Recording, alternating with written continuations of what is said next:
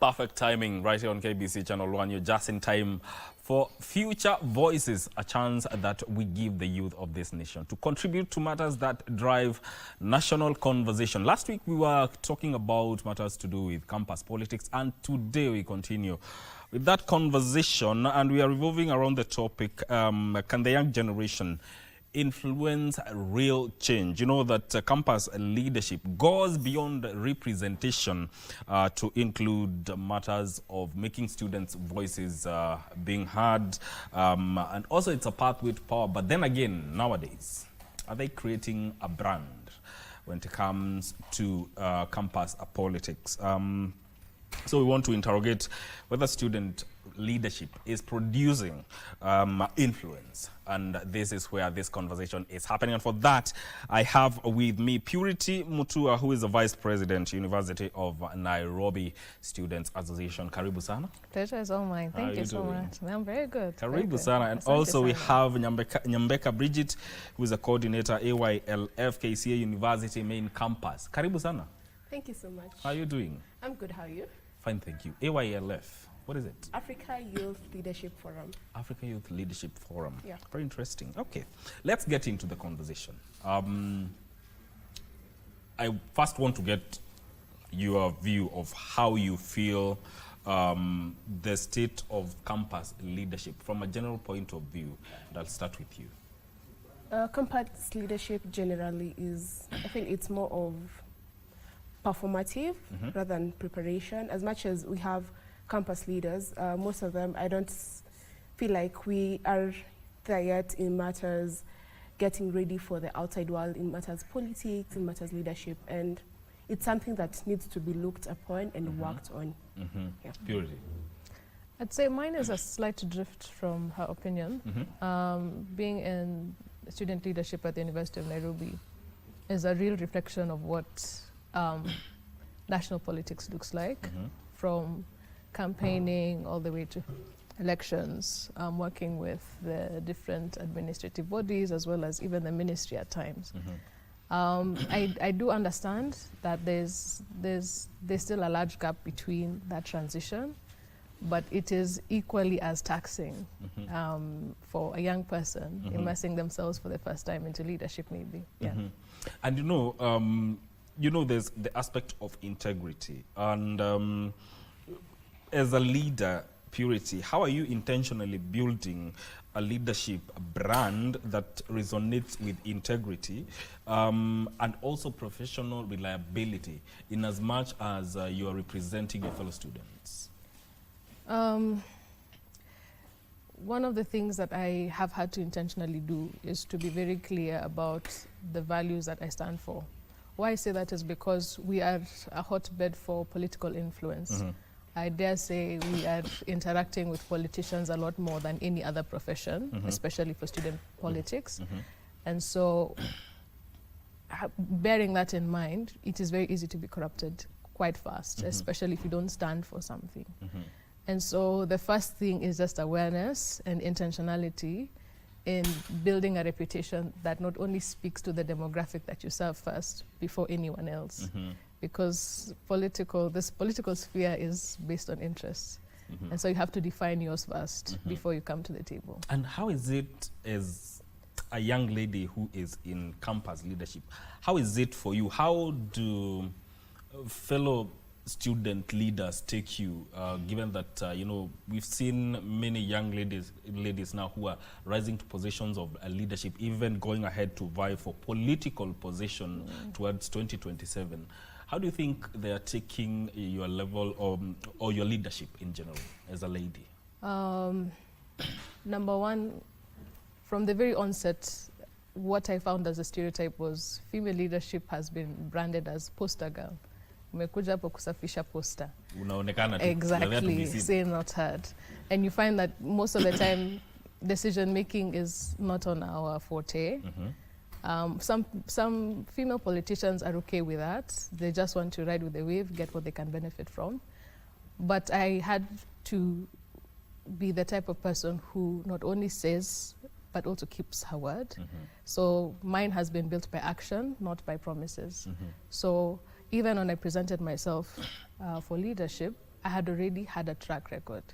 So mine was already something that was set on stone rather than something that was conflicted or abstract. So that is what the new brand of female leadership should be. Yes. Yes. All right. We're also joined by Joyce Nelly from Kenya Institute of Mass Communication. She is the Vice President of the Students' Organization. Karibu sana. How are you doing? I'm okay, how are you? Great. And karibu sana, thank you for making time. Just to get an overview, a question I asked the two ladies, what you make of campus leadership? Basically, it's all that you do. The actions that you do just speaks louder. Yeah, you should be this person who just says, "Nitafanya hii," and you don't do. Yeah, as females, there's this stereotyping that inakwanga hapo. Wenye amesema wanasema uko hapo kusafisha posta. So yeah. So it's like wanataka ukae hapo wewe usafishe rada. So your actions. Sorry about that. Uko hapo usafishe rada so that they can see that there is female representation. Those stereotypes. How do we break those stereotypes? Especially now that we are talking about young leadership of students who are trying to forge a path in that direction of leadership. How do we break those stereotypes? Basically, as she said earlier, defining your values. Coming from an organization with a few core values, and that is life, standing for leadership, love, integrity, friendship, and excellence. It's about defining your core values, because if you're able to clearly stand your ground, if you're able to clearly know what you want in the leadership space, we can easily break the stereotypes, because if we continue going by the waves, we'll still be called the poster ladies, poster girls, just to be there for the show, but nothing to be seen. Nothing to be there for the show, nothing to be seen. And you know, Purity, we're living in the age of social media. And how do you ensure that you use digital platforms to amplify your leadership voice, especially because students are on social media? You amplify your leadership voice as well as protecting your leadership and, you know, professional brand as a leader. Yeah. You'd be surprised. People think that leadership starts on X or on Twitter. Mine is on WhatsApp. And I have mobilized students. I have also given progress reports for students, because usually what happens is sometimes mistrust is built just because of silence. And so people don't see what is happening behind the scenes. We had to push for many things. One of them, like, we pushed for the accommodation fee in your end to reduce.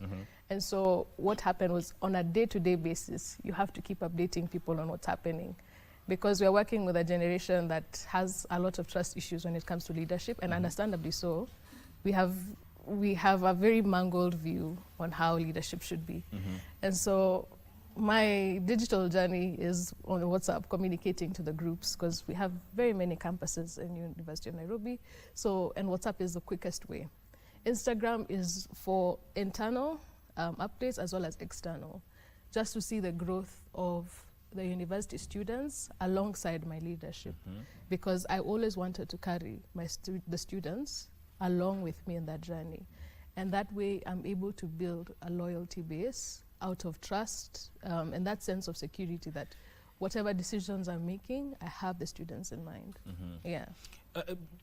Joyce, when you look at leadership in general, and having interacted with fellow students, what do you think their perspective is when it comes to leadership? Okay. They're like, uko hapo kuwatetea, wanasema ni hao unafaa kuwasikia, unasikiza ground. If you don't do that, they'll be on your neck. They'll be like, tunaweza kurusha mawe na tunaweza kutoa hapo anytime. So, you see, like, the promises you made before you got into the office should be done. Juu ni wewe sasa wanakuangalia. Yeah, unafaa kunawatetea anything, tuseme shule itakuwa inajaribu kuwapinga or wanataka kunyima some right, you're there for them. You're supposed to be like kunawatetea. Yeah. Bridges, is there a fear that sometimes student leadership is influenced by the university management in a way that makes them conform to what the university wants, not according to the needs of the students? Is there that fear? Yes and no. At times, we find that university, the specific values or the something the university wants you to pass as a leader, and the leader who's at times they have contradicting, not personalities per se, but contradicting goals and visions. So at times there's that conflict, but when you find leadership that aligns with the university's values, I believe that the university grows easily and minimal conflicts between students and leadership and the university in general. Of course, there has to be a synergy between university management and student leadership. How is that cultivated? Oh, well, entering into the University of Nairobi culture, Yes. I had imagined that we would be the buffer, the middlemen, but you find that students would rather have you as the opposition. They view you as an opposition party. So, and so, I really do agree with Bridget in terms of having to really strike a balance. But at the end of the day, as an association, we represent the voices of the students first. Before we now meet the administration for discussion. And so we've had a lot of brushings. It's in our history, it's in our past, but at the end of the day, the administration has to be there. And so I think over time they've understood that if there's anything that really presses us as students, it must be addressed. And you see in the UN, the slogan is, the comrade is always right. Yeah, comrade. Yes. Comrade is always right. Yeah. And, you know, one of the things that I was talking to some student leaders last week, and one of the things that came out during that conversation is matters to do with money and campus politics being infiltrated by aspects of tribalism. Have you had to deal with that in your leadership journey in school? Yeah, sure, I have. Take us through that experience. Oh, when it comes to the tribalism thing, the turn force, like unapata, you get this tribe, they want to take lead every year. Like, let's say I'm a Luo, I'm the school president. So if my term is over, I'll be like, let me take this first year student who is a Luo. Or you start grooming a person from... Yeah. So you see, like, then unapata, you are so much into politics and you're very sure he's going to win. So you're not giving the other people a chance to like represent themselves, you know. So like tribe imeshikilia hapo, wanajua di au wakikuja tuseme sini wakamba tukikuja hapa obviously tutashindwa. So they have that in mind. Yeah. Which it's not, isn't there a reflection of what happens in our national politics, or what is it, what has led to the fact that now we have to deal with issues of tribalism at a school level, university level, where, well, leaders are being nurtured? Why is it that? I believe that it's a matter of, it's been passed on generation-wise, as much as we say that we are a different generation, that we stand for different things. That reflect on ground, things are totally different, because when it comes to campus politics, I have been in the campaign period and I see what happens. I see the way people, we have the associations, the tribal groups, and this tribal group supports a specific leader. They want, as much as we're seeing that we're in a generation that is of tribalism, in the leadership aspect, we still have a long way to go. We still have a lot of work to be done for us to be, say that we're finally free of matters, tribalism in Kenya and in leadership areas. Purity, doesn't that water down the kind of leaders students elect? You know, you are electing somebody based on where they come from, as opposed to what they represent, the vision, the manifesto.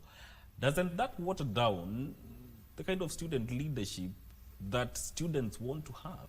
Yes, it does. And it's a real tragedy, because you'd think that by 2026 we would have been a digital era group, a new reform group. But it's true. They say Gen Zs are tribeless, but we are tribalistic. I've seen it in campus politics.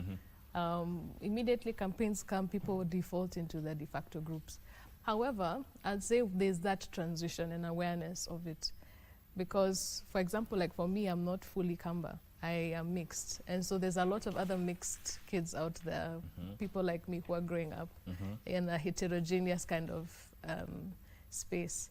And so, unfortunately, the reality is when matters hit the fan, people default into tribal lines.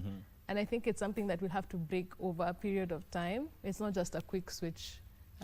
Because I'm thinking, why do we have young people saying they are tribeless, leaderless, and everything when it comes to national politics? But then again, when it comes to campus politics, they are going back to the same things that they are fighting out there. Why is it that how can we remain true to ourselves? And how can student leaders remain true to themselves in as far as student leadership is concerned and shun things like what we are talking about, tribalism?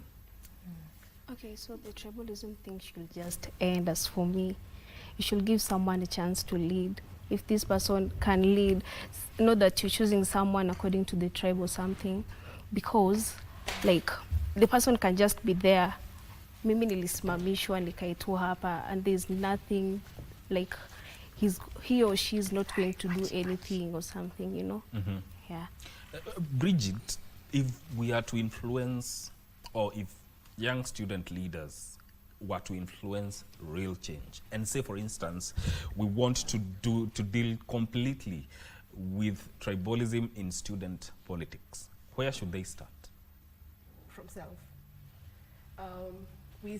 People say, the narrative out there again, we are tribeless, but when you go back to you as you are as a person, you as a leader, as much as you say, I want to fight for everyone, when it comes to controversial matters, what are you gonna stand for? Are you gonna go back to your tribe? Are you gonna represent everyone as they are? Or are you gonna just be as the current leaders we have today? So it's a matter of going back to our roots. As much as we are trying to remove the tribalism, we just go back to our roots, understand that we are all Kenyans, we're all fighting for the same thing, equality and fair distribution of resources, job opportunities.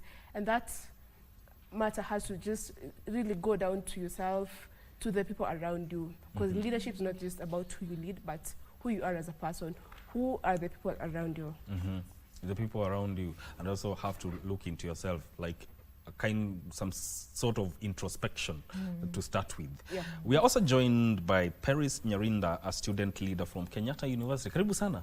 Thank you. How are you doing? I'm fine. About you? I am great, and I'm glad you've made it. I'll throw the very same question I threw to them at first. What do you make of student leadership today? What do I make? Of student leadership. Okay, I've been serving as the student leader in Kenyatta University ever since I joined, like when I was in first year. So leadership, according to me, it has been diversified. When you come to KU, you'll get students like from all over the country. Yes. It's balanced. So, but when it comes to a female leader, it comes with a lot. What do you mean a lot? Because there's something that she said.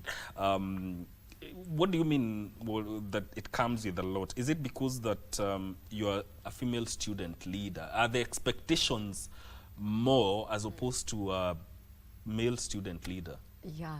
Why is it that they have more expectations on you? They expect you to be perfect if you're a female leader. Whenever you do something slight, something that goes astray, like that a little bit, it comes a big deal. You get some criticism. Yeah. How do you deal with that? Because that has to be too much, because I think that is some kind of favoritism on one gender leadership as opposed to being seen as a whole as a leader, regardless of whether you are male or female. How do you deal with such criticism? Has it reached a point where you feel like, you know what, it's not a matter of life and death? Has it? Okay, you know, for a leader, you have to handle pressure. You have to know how to handle pressure. Yeah, so you have to manage yourself. In rooms where you feel like it's overwhelming, you're like, I got this.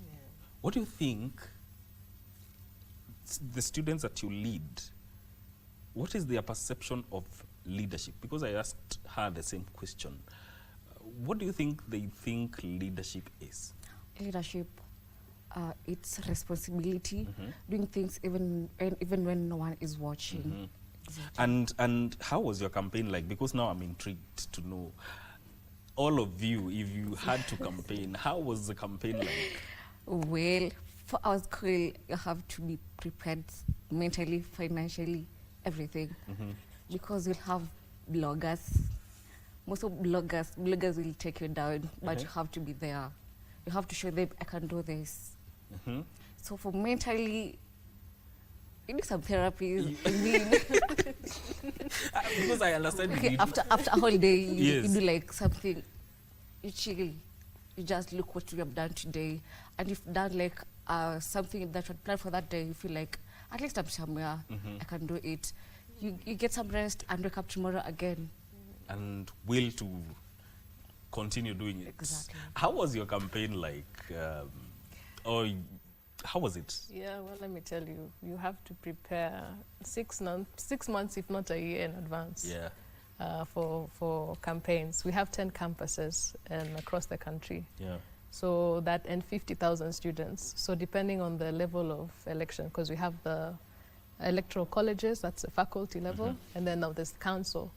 So as the council represents the whole university in its entirety. So you can imagine there's the finances, there's the political strategies that you need, there's the resilience, because, for example, for us, by the time I got another female to join the campaign team, I had held the fort as the only female for months on end. And you have meetings at 3 in the morning. You meet delegates, because the council across the universities is a delegate system.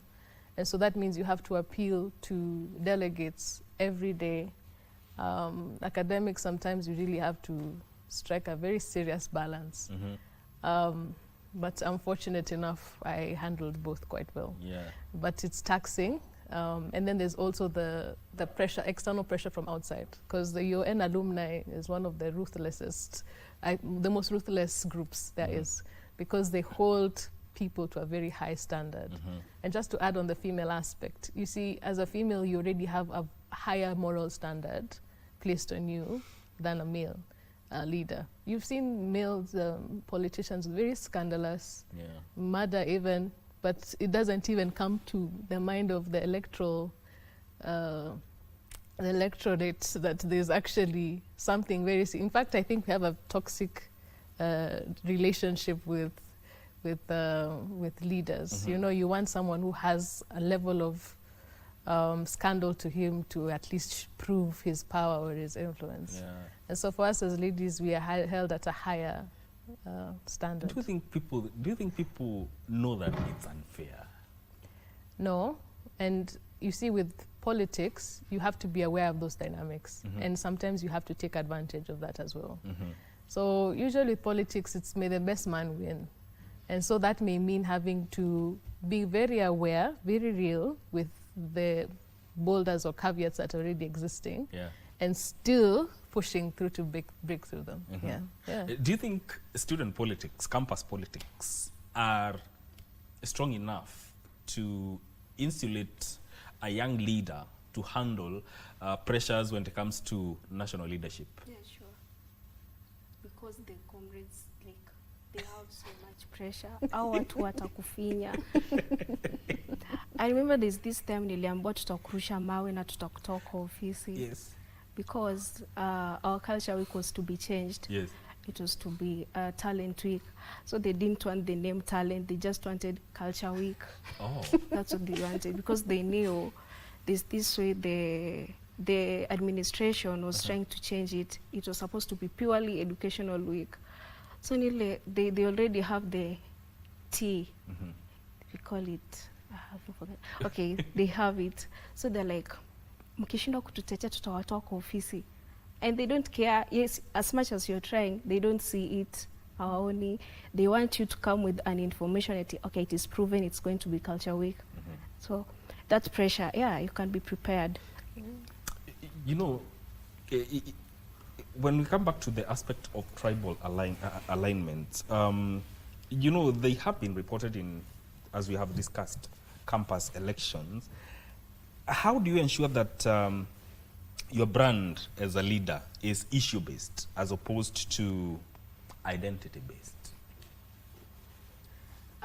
Okay, I'll go back to what I've been saying earlier. It's an emphasis, really, because when I look at how people handle things, and the campaign team you actually choose will really determine whether you will proceed or fail. Because as much as you're saying that in campus politics, as much as you're saying we're trying to be tribeless, when it comes back to campus politics, they really go back to their people. They lobby, because as I've said, in campus it's the delegates, then the student council. So the delegates you choose, the students are the ones who choose delegates. So they choose delegates according to, again, schools and those tribal factors.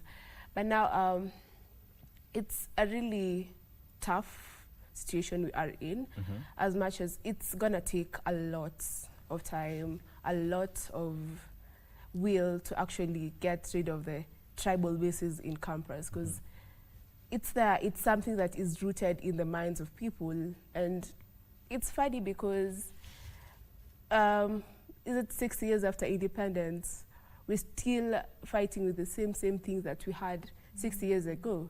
So it's about choosing the right people, the right men for your job, as much as unfortunately the right men for the job are the same tribal people. So it's sad. I don't know, it's a very tough situation we are in, but I believe we are heading in the right direction. As the young people, we're becoming aware that yes, this is wrong, and we're trying to change that. We're trying to change that through having this tribeless campaigns and all whatnot. But it's a small step, but it's better than yesterday. It's a small step in the right direction, because at the end of the day, whether it's starting from outside or from within, something has to shift, because this will translate, because these are leaders that will transition to national politics. So this is something that needs to change. As we go along, we are going to, when we come back, we're going to talk about mentorship and opportunity right here on Future Voices, and we are taking a short break. Stay with us, and we'll be right back after this. Welcome back. You're still watching Good Morning Kenya. This is Future Voices, and we are talking about campus politics. And can young leaders, or can young generation of leaders influence real change? I'm having a panel of university students, a ladies panel, very brilliant ladies. And before we even get to mentorship aspects, I want us to talk about the vibrancy of student politics nowadays. And I'll start with you, Bridget. There was a time when campus politics used to be very vibrant, especially during the times of Akina Babu Owino et al. What do you think has changed? The delegate system really ruined. I feel like it ruined campus politics. They were trying to curb from what I've heard, they're trying to curb that influence on students in the campus. Now, when the delegate system was introduced, now you have to look for delegates that will vote for the council. Now, the pain about having delegates is they can easily be bought off, or in worst case scenarios, on the campaign, on the voting morning, they're kidnapped. And it's sad because it happens and you can't do anything about it, because they'll be released after elections for that they are done. So it's, let's say, the delegates voting is today, then 2 days later, it's for the council. But now when it comes after those, if you're not careful for those 2 days, or you're not kept, because when I was campaigning and when I was supposed to vie for delegates, I was like, they told me, after you are voted in, kindly stay together. They just warned us. And we had videos circulating that some people were sent guns, and it's unfortunate in a country where we're supposed to have democracy that we still have to buy off people kidnap people to prevent some leaders from getting into positions. And that really affects vibrancy, because what's the point of me coming to vote for you if at the end of the day you'll be bought off or you might be kidnapped? But then again, if there are kidnappings, then that elevates that instance to become a police case. If there are people who have, as you have put it, kidnapped. I don't know, does the same delegate system apply in your institution? What has changed since then? Okay, the campaigns are not that sweet as they used to be. Okay, when I joined campus, I'm in year 2. When I joined campus, I was like, I know I'm going to enjoy the campaign, blah, blah, blah. When I came, I just got the delegate system and it wasn't that interesting. Okay, yes, you can appeal to a delegate and he or she can assure you that, okay, I will vote you in. But that morning, you'll just see the person with your opponent, they're talking. So in my school, there's this slogan, Ogopa delegate, because they can easily change their mind that day or even 1 minute before they vote. So there's no political loyalty. There is no political loyalty. Hey, Ogopa delegates. What do you make of it? Is it the high time universal suffrage was brought back? Yes, when universal suffrage was taken out by the Duale Act. Yes. And that was what transitioned our association from SONU to UNSA. And that was because it was becoming a crime scene being a university student at that time. Universal suffrage allowed people to connect to the leaders directly. And so transitioning now from 50,000 plus students to convince to, for us in our case, 39 delegates. The 39 delegates are a lot harder to convince because now there's a lot of clamor for their attention, for their time. You put in a lot of work into also assisting them in their campaigns as well. So it has now created a very big gap between leaders. And so sometimes people feel like they're leading in a vacuum. And so moving forward, there's a conversation on, okay, so what happens now with the delegates? And so it has taken out our ability also to mobilize as extensively as we used to. And so you find that the vibrancy that we have been longing for has lost its flavor. Its flavor. Yeah. What do you think? Would universal suffrage bring back that vibrancy? And also, would students be in a better position to elect leaders they really want them to lead?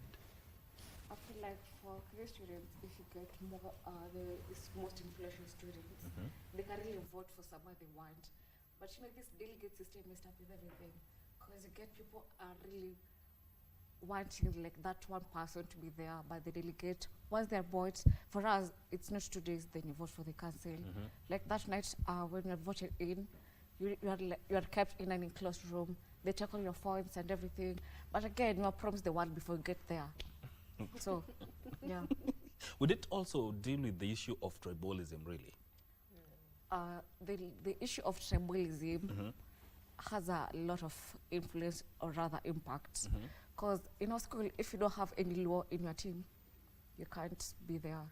Like, they're the most influential. So if you want to win, you must get them so that they can support you fully. Yeah. How much of an influence are the external forces? How much influence do they have when it comes to campus politics? We are talking matters to do even from political leaders at the national level, people with their various political interests. How much of an influence is there from outside when it comes to student leadership?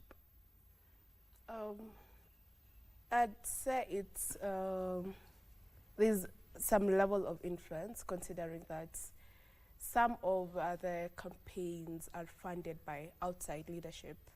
Some of the leaders that they promise you they will campaign for you, but now during this certain period, or take for example the Gen Z Mandamano, when we were having people, were mobilizing people to go out.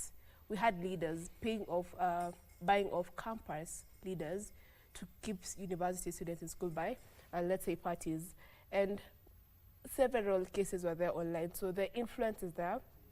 As much as people say it doesn't really affect campus politics, it really does, because they fund the politics, they are the ones telling you, they want that political, ground from your school or from a certain area, and they'll do anything to get it. Yeah. All right. Let's look at the aspect of mentorship and opportunity, because sometimes you mentioned something that I think is important. Some young student leaders feel like they're leading in a vacuum. Are there specific mentorship structures that need to be put in place to ensure that leaders are mentored, especially at the university level? Are there measures that need to be put to ensure that there is continuous mentorship? Thank you for that question, because it's something that is at my core, especially once I got into leadership. You see, there's the haphazard few sessions that we have as leaders with the administration, and we have, I'd say, well-intentioned programs, but they're very brief. You see, with the university leaders, most of us student leaders use these positions as a launchpad into the political career. And I can promise you, like the University of Nairobi, there's a high guarantee that a good chunk of the leaders that we have started out here. Exactly. And so one of the things is, it's an idea that I propose to the university, is to have a leadership academy. Why I say that is because it takes a lot to come out on the other side of a political era as a student leader and still have the values that you once claimed to have in the beginning. You go through the process and your morals are mangled, are tested, you're tempted in all kinds of things. There's a political influence, very heavy. And I can promise you, most student leaders are being groomed by the politicians more than any other sector, whether it's corporate, NGO, CSO spaces. And so what that means is we've assumed that leadership is only political. And what happens in the process is, already we are not happy with the political class that is already there.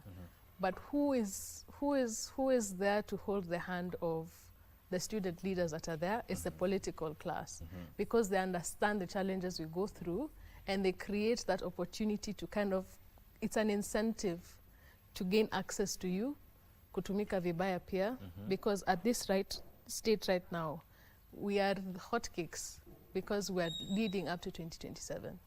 And so you'll find people in rallies, you'll find people mobilizing students, you'll even find politicians using students, leaders to mobilize students to register at a certain electoral location, just so that they can push the numbers, because students are easy, quote-unquote, fodder for people. So I'd say institutions should take up a very rigorous leadership structure where there's an intentional training, because they should be very aware that we are the next CSs, we're the next PSs, we're the next presidents. And so you nip the bud early on curtailing some of the vices that we cultivate here in student politics. And in other countries, like in South Africa, most institutions of higher learning, even before you're sworn in, they take you through like 2 months rigorous training, vetting. And you'd even find that someone might have been elected as president, but because of how rigorous the training is, they don't get it to swearing in. And so you find the second runners-up is the one that gets the position, because they become very aware of what it takes, or what the cost of leadership and how much taxing it can be.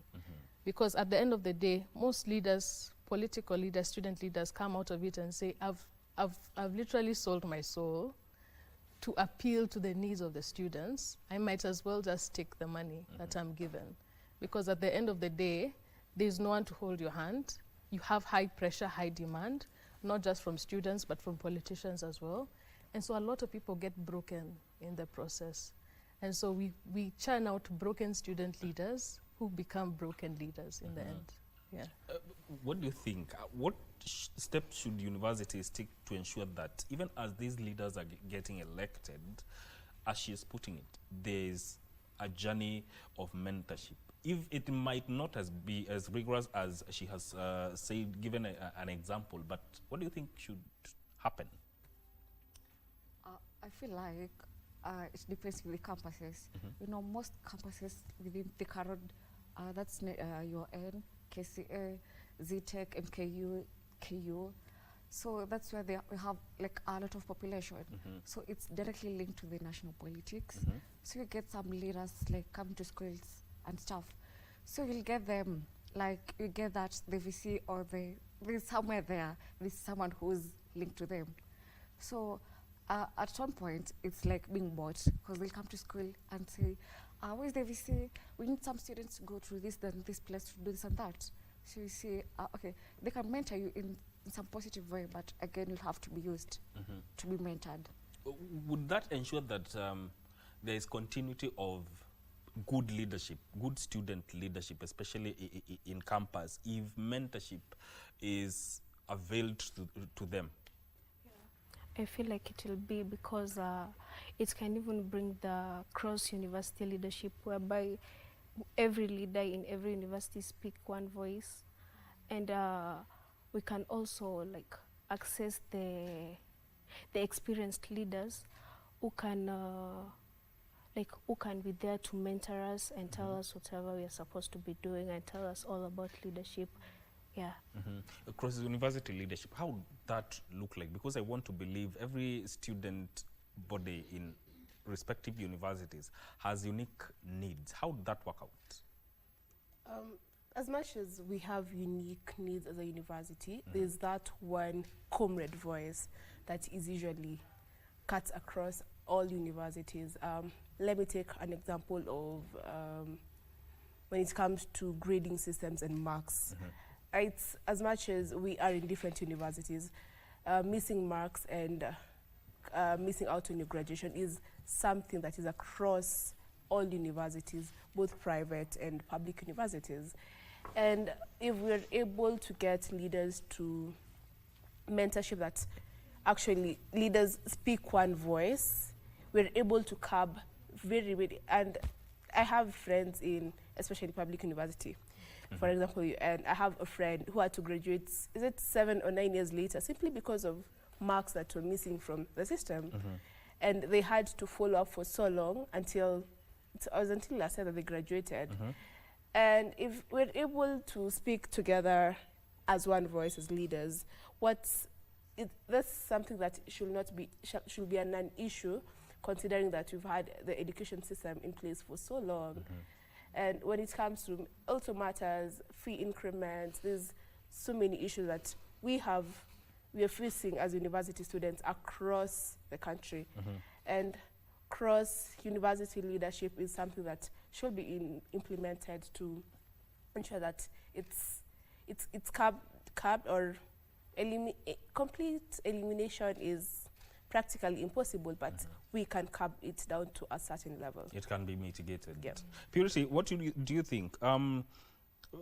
Beyond student politics, are there practical opportunities that student leaders can look for, even students can look for, to sharpen their governance skills?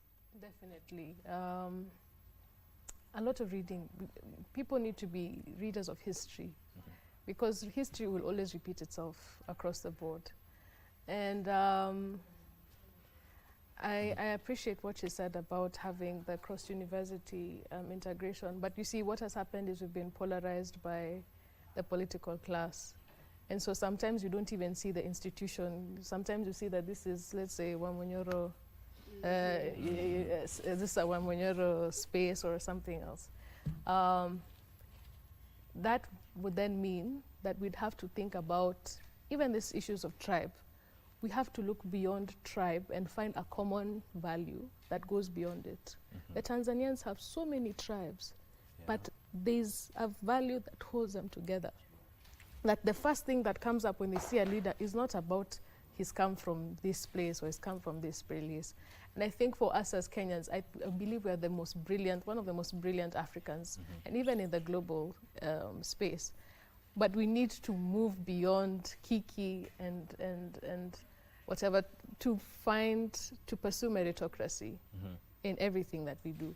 And for that to be the case, that would mean that I, as a leader, would have to be very intentional about my training, attending fellowships. There's many leadership fellowships that are coming up, both locally and internationally, engaging across other leadership sectors. Let me cut you short. Yeah. Purity, you are executing your point on what practical opportunities that students can explore to enhance their governance skills. Yes, thank you so much. I touched on being readers of history and understanding where we've come from as a society, as well as reading former leaders as well and leadership across the board. Most people shy away from understanding the kind of leadership that is, let's say, for example, Adolf Hitler. But it is very important to interact and understand what exactly not to become, because it's easy to become it. And you see, sometimes we work in this utopian world where we assume that I'll become a good leader, but there's very serious moral failings that we come with as human beings. And so being very aware and conscious of that helps us to become better leaders as we move on forward. And not just as me as a leader, but also the moral failings of a society. For us, we struggle with integrity as a society here in Kenya. And it's a culture that we always assume that we should crucify the leaders for, but it's filtered down to us as people. Apart from that is also personal training. For some people, it's also religion in terms of grounding their values and principles and knowing the limits as to where you cannot go. And most importantly, the best book to read is the very people you serve.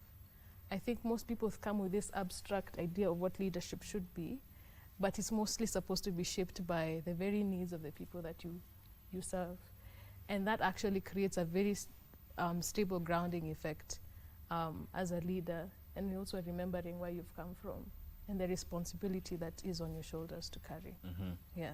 And when you think about it, should we have a structured mentorship system within higher learning institutions to ensure that yes, we have student leaders, but it will be easy for them to transition to national politics? Should we employ such systems? Yeah, sure. Yeah, it should be. And that is where, okay, we can be given access to the leaders, the experienced ones, so that like they can help us when it comes to the mentorship thing. Yeah. Indeed. We are going to take a very short break, but I have 2 minutes and I want to hear from you. If you had to transition student leadership to national leadership, what sort of structured mentorship system should be put in place? Okay, I'd speak for what I've been part of for the past 4 years in campus, three years in campus.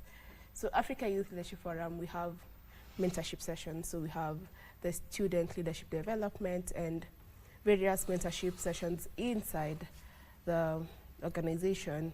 And we have been in contact with industry experts to actual leaders in government. And it's something that they tell us what is actually happening. You're connected to a mentor. You're connected to someone who's already serving there. And they tell you what's happening so that when we go out there, you don't have that culture shock, because there's the university level and there's something you face at the university level. But when it comes to the national level, it's a lot you have to be ready for. It's a lot that you have to be mentally prepared for. Apart from, you're told that you have finances and whatnot, but the mental preparation is very key when it comes to mentorship. So it's more of getting in touch with leaders who are actually facing and leaders who are intentional and willing to actually guide the young people into getting into the leadership aspects. Intentionality is the word.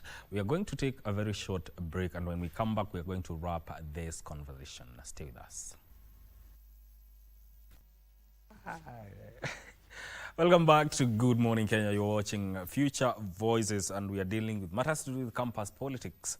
And the question we are asking is, can the young generation influence a real change? And speaking of a real change, I'll ask you this. What do you think would take for a student leader or student leadership today to influence national policy, not just campus policy? What would it take? So I do believe leadership in politics. You know, there's a difference between leadership in politics and politics in leadership. So as long as you are leadership in politics, you can manage the outside politics because you already know the do's and the don'ts, how to handle things. Yeah. What do you think? I think the most important step is deal with what you have right now. Most people kind of put one leg into national politics and student politics when they get into office. And you find that it is the same mentality that will spew into our leadership transitioning. This thing for lazima ukule side zote. So there's leaders who've never influenced student policy to begin with. So what makes you think that they'll influence national policy if it's not maybe an auctioned bill that you have to be paid for you to lobby for? I think people have to be very intentional with where they're placed at. And I think for us as a council, we were one of the first to actually push to influence policy. We did policy reviews for students. We were even, we left a draft for the student death policy. There's no student death policy across the universities apart from one institution. And we want University of Nairobi to be very clear about what happens when a student passes on. And so you can imagine, if you're able to do that institutionally, it will be very easy for you to know how to move into national politics and influencing real policy, because policy has to come from a deep understanding of the demographic you're serving. That is why you find very mismatched policies that are churned out today. It's just because maybe someone thought of an idea that would probably benefit him or his business or enterprise that he has on the side, or the people that he's being puppeteered behind, that puppeteer him. So start from where you are. Do you actually influence the institutional policies that you have? Then transition, and that also creates a learning curve, immersing yourself in understanding what it takes to make policy and to influence it with intentionality, not just because we're handling the mood swings of an executive. Yeah. Do you think there is a clear path to what she is saying in terms of influencing policy beyond institution? Do you think there's a clear path for that? Yeah, sure. I'll just add on what she has said. Yes. You have to deal on what you have. Like, that's where you're supposed to be solution oriented, and you're also supposed to be speaking with data, not just with passion. Yeah. You know, youth inclusion has often been used as a buzzword. Bridget, how can young leaders ensure that they have a real seat at the table where the decisions are being made rather than just being a face for the campus? Okay, I'll go back to both the ground, the common wananchi, and as well as the people in leadership. Currently, we're complaining that we have a lot of the older generation occupying leadership spaces, but we forget that the older generation were chosen by the common wananchi. So we have to start changing the narrative from the common wananchi, because we have to start integrating youth in leadership making decision. Before election, we have this passing of the bill, we have community engagement, and we have to start seeing who's suitable for the next leadership role, because right now we have the narrative of Ruto must go or yada yada, but do we really have someone we are ready to take, who's ready to take up the leadership role? Because we can't be chanting something that we have no solution for. So intentionality, having solution-oriented problems, because we might be bringing up problems, but do you have solutions for them? So it's about starting to integrate youth in decision-making so that by the time we are actually sitting down to choose people, we can see that this person can actually lead, think about the people, and sit down, see a problem, and come up with a solution for it. Yeah. I want us to close this discussion with this one last question. Each, I'll take it as your closing remarks. What do you think is the future of student leadership in as far as influencing change within institutions and even at the national level is concerned? I feel like when you're already prepared, like mentally, that you want to serve in the national politics, you'll always be ready for anything. So by that, you'll start sharpening your skills if you want to, and you have to deal with a lot of things. So, yeah. Purity. The future of student leadership is intentional. The future of student leadership goes beyond tribe, location, locality, status quo, class, and building towards the vision that even our forefathers had. Because we always keep saying that we hold a vision of our forefathers, and even our forefathers are disappointed. We still don't hold that vision. Yeah. The future of student leadership is also a leadership that recognizes that leadership is not just in the political space. And I do hope that other industries, society groups, organizations are able to gear leadership across the board. And I think the future of student leadership is a hopeful one. It may sound unrealistic or utopian, but it is hope that builds societies towards a better future. Indeed, indeed. Joyce. Okay. The future, okay. I normally say that the future is not ahead of us, it's within us. So we're supposed to like work so that the next leadership should be hopeful, just as she has said. Bridget. I believe it's time to move from performative leadership to actual preparation for the road ahead of us, because student leadership is supposed to prepare you for the national leadership, but in most cases we find that it's performative. You are acting as a puppet for someone, or just there to get what you, again, leadership and politics is all about interest. So if you're there just to perform and serve your own interest, we are not heading to the right direction as a nation. So it's about time we start actual preparation for the future leadership, because we are the next leaders. We're the next people who are supposed to move Kenya from point A to point B. And we don't want a nation where that our kids or our grandkids will be like, what are they doing? Because it's the same thing we're asking the people in leadership. What are you doing? What are you benefiting our country? Why are we suffering? And yet you're supposed to be helping us. So the moment you start moving from performative leadership to actual preparation to actual intentionality is when we'll start seeing change as a nation. Ladies, I thank you for making time. Asanteni sana. And I wish you all the best in your leadership journey. You do right by what you're mandated to do.